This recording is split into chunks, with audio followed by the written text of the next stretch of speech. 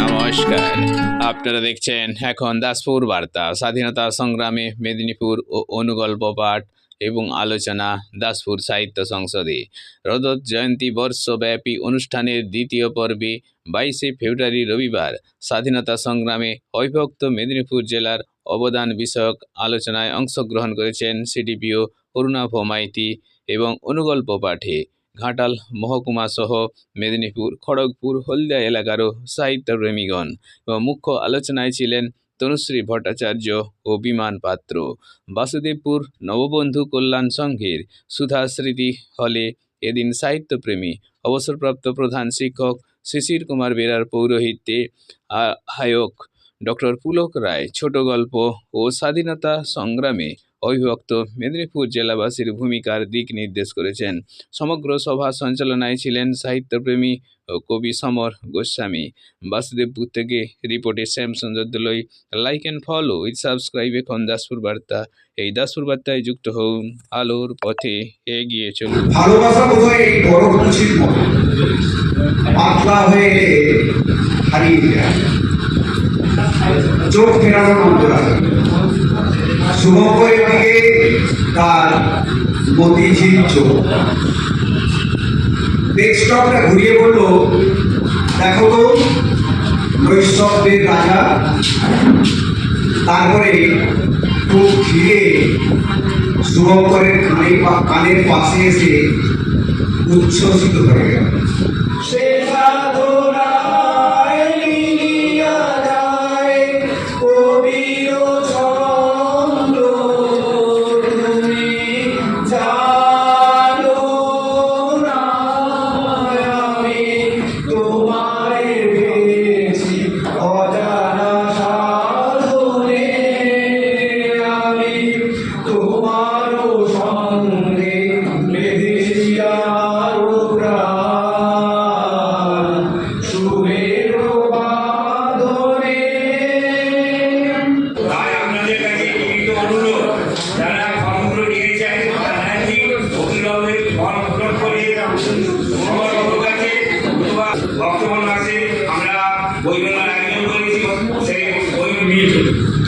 ঝিঝির ডাক শোনা যাচ্ছে, ছিন্ন ছাতা মাথায় থাকলেও শরীর ভিজে যাচ্ছে।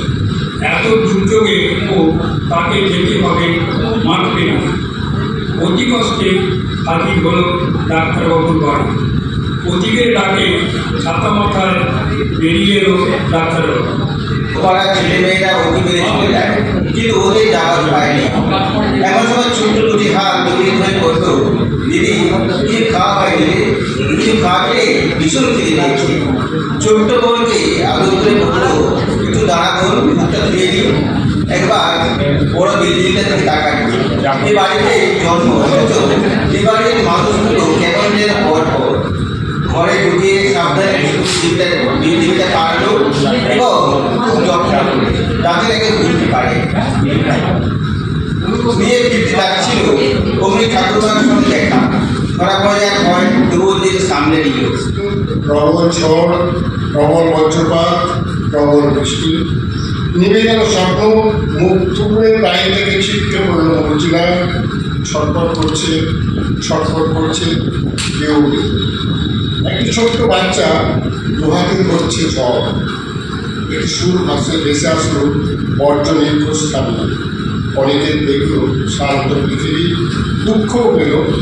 দেখলো বাচ্চাটিকে তার হাতে জমা অবশিষ্ট ঝড়।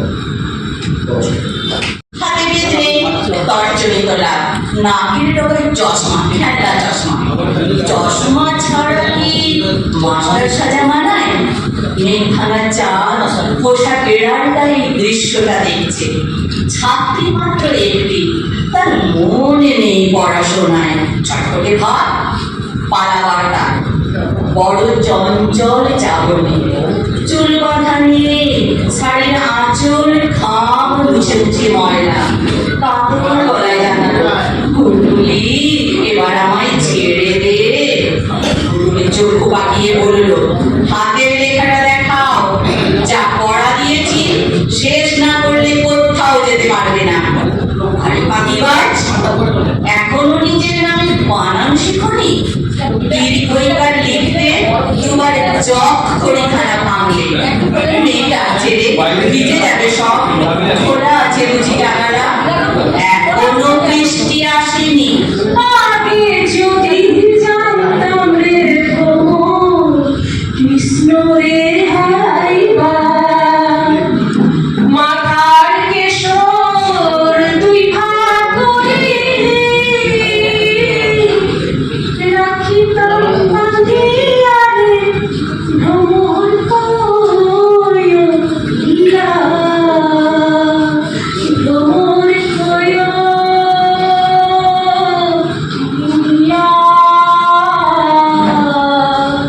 মোবাইল করতে ব্যস্ত মোবাইল ঘুরিয়েছে দেখে সুবর্ণা একজনের বাইকে চেপে বসেছে কোমর জড়িয়ে সুবর্ণা বলে ডাকতে চলমান বাইক থেকে সুবর্ণা বলে টাটা ভালো থেকো চললাম। হতভম্ব সুমন ঝাপসা হয়ে আসে কিষানের মেঘ তার দু চোখে উজাড় করে দেওয়া তার ভালোবাসার সংসারে পৃথিবীটা ক্রমশ ধূসর হয়ে আসে। কোনো ম্যাজিস্ট্রেট ব্রিটিশ ম্যাজিস্ট্রেট আসতে চাইছেন না, সেই জায়গাটা কিন্তু আমরা তৈরি করতে পেরেছিলাম। সেই জন্য ভারতবর্ষের স্বাধীনতা সংগ্রামে মেদিনীপুরের কিন্তু একটা অবদান, চিরস্মরণীয় অবদান ছিল। আমি আরেকটা কথা বলতে ভালো লেগেছি, আমাদের প্রথম পরাধীন ভারতের প্রথম গণহত্যা চেচুয়া হত্যাকাণ্ড, ব্রিটিশ ভোলা দারোগাকে খুন করেছিল। তারা কিন্তু সেই অর্থে কোনো মানে উজ্জ্বল সংগ্রামী ছিলেন না, কিন্তু সেই মুহূর্তে সহ্য করতে পারেনি 1930 সালে 3রা জুন খুব সম্ভবত ভোলা দারোগাকে তারা চেচুয়া মানে গৌড়ার চেচুয়া হাটে তারা খুন করেছিলেন ভোলা দারোগাকে তার অত্যাচারের বিরুদ্ধে, এবং তার প্রতিহিংসা নিতে ব্রিটিশ পুলিশ কিন্তু 14 জন মানুষকে খুন করেছিলেন।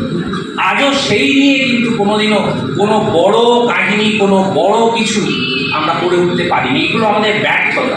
আমরা হয়তো যদি মেদিনীপুরের স্বাধীনতা সংগ্রামে মেদিনীপুরের মানুষের অবদান, মেদিনীপুরের এই মাটির অবদানের কথা আমরা ভাবি, তাহলে সেটা স্বর্ণাক্ষরে চিরকাল লেখা থাকবে।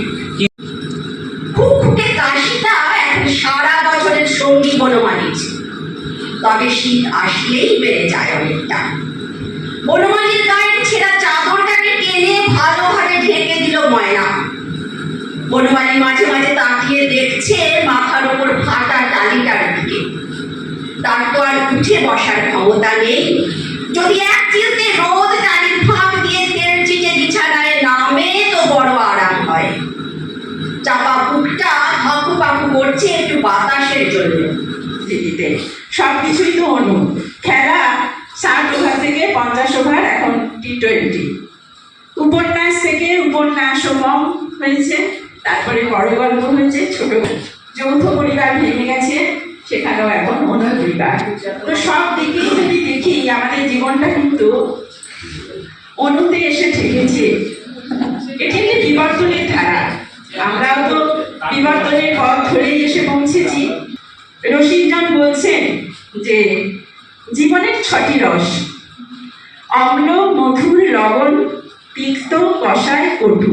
বলছেন শৃঙ্গার, মধুর, হাস্য, করুণ, রৌদ্র, বীর, ভয়ানক, বিভৎস এবং শান্ত। এই 9টি রস আছে সাহিত্য সৃষ্টিতে। তো অনুগল্পের বিচিত্র ক্ষেত্র বলতে আমরা এই সব রস মিলেই আমাদের যে গল্পগুলি পড়া হলো, চন্দনা পড়লো, দিদি পড়লেন, দিলীপবাবু পড়লেন, এই রসগুলির মধ্যেই কিন্তু ঘোরাফেরা করছে। কোনো একটা রসের উপর ভিত্তি করেই কিন্তু গল্পটি লেখা হয়। চন্দনার গল্পে করুণ রস, যে বাউল রোজ ফুল তুলতে আসতো, সেদিনে তাকে ফুল দিয়ে ঢাকা দেওয়া হলো। সুতরাং এইভাবেই বললাম যে প্রতিদিনই আমাদের জীবনে গল্প রচিত হয়। চার্লস বোদলেয়ার 1869 খ্রিস্টাব্দে কিছু স্বল্প পরিসরে একটা সাহিত্য রচনা করেছেন, যেগুলোকে তিনি নাম দিয়েছিলেন ক্লোজ পোয়েট্রি। এবং তার 1869 সালে তিনি একটি গ্রন্থ লিখেছিলেন, এই ক্লোজ পোয়েট্রি তার প্রথম সংকলন প্যারিস ক্লিন। এবং সাহিত্য সমালোচকরা একেই বলছেন যে আধুনিক অনুবাদের প্রথম রূপ। এরপরে আমি চলে যাব আর্নেস্ট হেমিংওয়ের কথায়, যেগুলো এইরকম যে আর্নেস্ট হেমিংওয়ে তার অফিসের কলিগদের সাথে একটা বাজি ধরেছিলেন। বাজিটা হচ্ছে আমি 6 শব্দে একটা গল্প লিখবো, যদি আমি গল্পটা লিখতে পারি তাহলে আমাকে $10 এবং একটা বিয়ারের বোতল দিতে হবে।